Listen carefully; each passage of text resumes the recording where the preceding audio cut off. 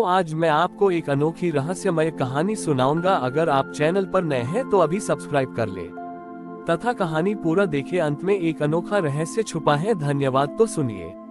प्राचीन काल में नर्मदा नदी के तट पर एक भव्य नगर था जिसका नाम था कामनापुरी। इस नगर की प्रसिद्धि वहां के लोगों की प्रबल इच्छा शक्ति के कारण थी। यहाँ का हर नागरिक अपनी किसी न किसी इच्छा या लक्ष्य को पूरा करने के लिए तपस्या या कर्म करता था। उन्हें यह विश्वास था कि यदि वे किसी चीज की इच्छा अत्यंत तीव्रता से करेंगे तो वह अवश्य पूरी होगी। इस नगर का शासक था महाराज इच्छानन। महाराज इच्छानन स्वयं भगवान विष्णु के भक्त थे, पर उनकी भक्ति भी हमेशा किसी न किसी भौतिक इच्छा की पूर्ति पर केंद्रित रहती थी। उनका मानना था कि जीवन में दुख तभी आता है जब इच्छाएं अधूरी रह जाती हैं। इसलिए उनका एकमात्र उद्देश्य था अपनी और अपनी प्रजा की सभी इच्छाओं को पूर्ण करना। देवलोक में भगवान विष्णु ने ये देखा।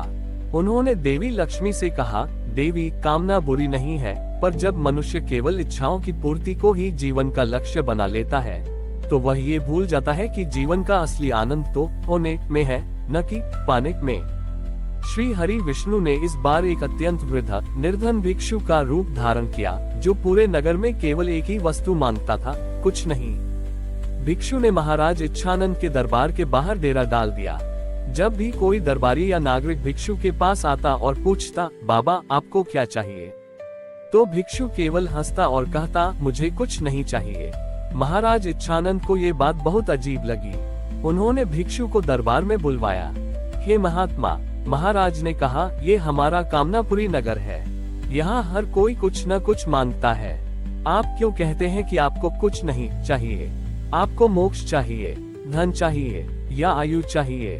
भिक्षु विष्णु ने अत्यंत धीमी आवाज में कहा, राजन, मैंने जीवन भर सब कुछ मांगा और सब कुछ पाया, पर जब मुझे सब कुछ मिल गया तो मुझे एहसास हुआ कि सबसे बड़ी शांति उसी कुछ नहीं में है। जो व्यक्ति कुछ नहीं मांगता है उसे सब कुछ स्वतः ही प्राप्त हो जाता है। महाराज इच्छानंद ने तर्क दिया, यह असंभव है। यदि मैं कल यह इच्छा करना छोड़ दूं कि मेरा राज्य सुरक्षित रहे तो मेरे शत्रु इस पर तुरंत हमला कर देंगे। इच्छा ही तो कर्म का आधार है। भिक्षु ने कहा, राजन, आप इच्छा करना नहीं छोड़ सकते, पर आप इच्छा के प्रति मोह छोड़ सकते हैं। आप इच्छा से कर्म करते हैं, पर आप उस कर्म को इस भय से नहीं करते कि इच्छा पूरी नहीं होगी, बल्कि इस आनंद से करते हैं कि कर्म करना ही मेरा स्वभाव है। आप अपने राज्य की रक्षा की इच्छा मत रखिए, बस अपने राजा होने के कर्तव्य में आनंद खोजिए। महाराज इच्छानंद ने भिक्षु की परीक्षा लेने का निर्णय किया। उन्होंने भिक्षु के सामने हीरे, जवाहरात और सोने से भरा एक विशाल थाल रखा और कहा, बाबा, मैं आपको चुनौती देता हूँ। यदि आप वास्तव में कुछ नहीं चाहते हैं तो आप इस थाल को हाथ तक नहीं लगाएंगे। भिक्षु ने थाल को देखा, फिर अपनी जेब से एक अत्यंत छोटा सूखा हुआ बीज निकाला और थाल के बीच में रख दिया। भिक्षु ने कहा, राजन, मैं ये थाल नहीं चाहता, पर मैं ये बीज चाहता हूँ। मुझे केवल ये बीज वापस दे दीजिए और आप ये सारे हीरे जवाहरात रख सकते हैं। महाराज इच्छानंद ने हंसते हुए कहा, ये तो सबसे मूर्खतापूर्ण इच्छा है। एक सूखे बीज के बदले तुम इतना धन छोड़ रहे हो। ठीक है, तुम अपना बीज लो। जैसे ही महाराज ने वह सूखा बीज उठाया, पूरे दरबार में एक चमत्कार हुआ। वह सूखा बीज अचानक अंकुरित हुआ और तेजी से बढ़ते हुए एक विशाल वटवृक्ष बन गया। उस वृक्ष पर ही रे जवाहरात नहीं लगे थे, पर उसके हर पत्ते पर शांति और आनंद का अनुभव हो रहा था। महाराज इच्छानंद और सभी दरबारी स्तब्ध रह गए। तभी भिक्षु विष्णु ने अपना असली रूप प्रकट किया। भगवान विष्णु ने वटवृक्ष की ओर इशारा करते हुए कहा, इच्छानंद, तुम जिस धन को मूल्यवान मानते थे वह सब क्षणभंगुर है।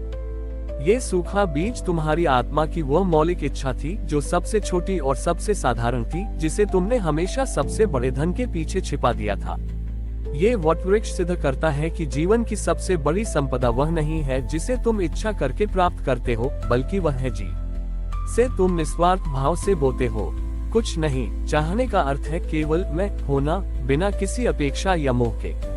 महाराज इच्छानंद ने उस वटवृक्ष के नीचे बैठकर अपने सारे राजसी वस्त्र त्याग दिए। उन्हें समझ आया कि वे इच्छाओं की पूर्ति के पीछे भागकर अपने वर्तमान के आनंद को नष्ट कर रहे थे। उन्होंने उस दिन से बने कर्तव्य को इच्छा की पूर्ति के लिए नहीं, बल्कि बिना किसी अपेक्षा के शुद्ध कर्म के रूप में करना शुरू कर दिया। इस प्रकार श्री हरि विष्णु ने भिक्षु की लीला द्वारा ये सिद्ध किया कि जीवन का परम सुख वस्तुओं को पाने में नहीं, बल्कि अपने मौलिक स्वरूप में होने में है, और जो व्यक्ति कुछ नहीं की इच्छा रखता है वो स्वयं अनंत आनंद का स्वामी बन जाता है।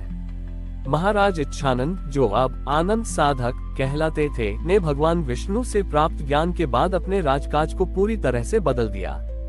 उन्होंने सिंहासन नहीं त्यागा, पर अब वह अपने राज्य के लिए इच्छाएं नहीं करते थे, बल्कि शुद्ध कर्तव्य का पालन करते थे। उनके लिए राजा होना अब एक पद या अधिकार नहीं, बल्कि एक निर्वैयक्तिक सेवा बन गया था। उन्होंने वटवृक्ष को राजधर्म के प्रतीक के रूप में स्थापित किया। आनंद साधक ने देखा कि उनकी प्रजा अभी भी कामनाओं के पुराने चक्र से पूरी तरह मुक्त नहीं हुई है। वे अब भी छोटी छोटी वस्तुओं की लालसा में दुखी होते थे।